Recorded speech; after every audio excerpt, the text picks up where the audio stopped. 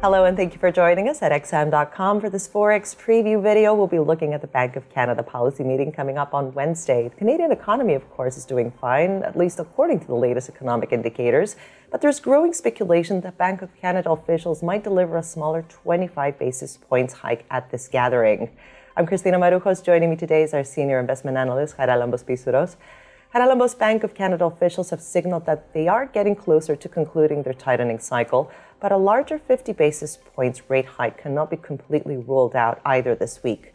Therefore, what are we likely to see at Wednesday's meeting?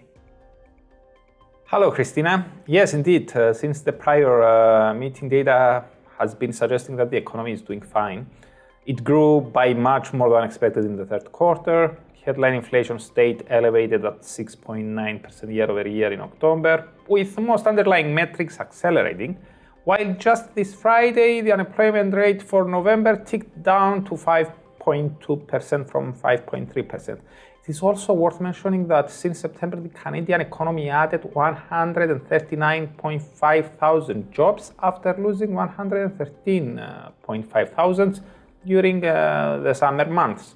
And yet, market participants believe that policymakers will proceed with an even smaller increment at this meeting.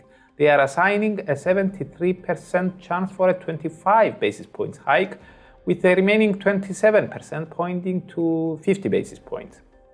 It is also important to mention that they see another 25 basis points hike at the turn of the year, and that's it. They don't see any further increments. Perhaps market participants believe that the impact of the already delivered hikes has not been fully felt yet, while remaining concerned about the housing bubble and oil demand by China. Canada is the world's fourth largest oil exporter, and demand complications deriving from the world's second largest economy and top crude importer could well upset Canadian growth prospects. So, with that in mind, and taking into account that Canadian policymakers have already warned over getting closer to ending this tightening crusade, I believe that the 25 basis points hike may be the case tomorrow.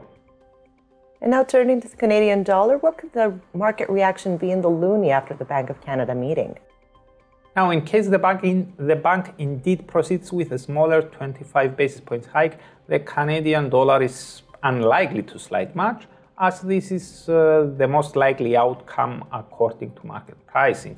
Investors may quickly turn their gaze to the accompanying statement for clues and hints as to whether there is only one more quarter point increment to be delivered, or whether there are more to come.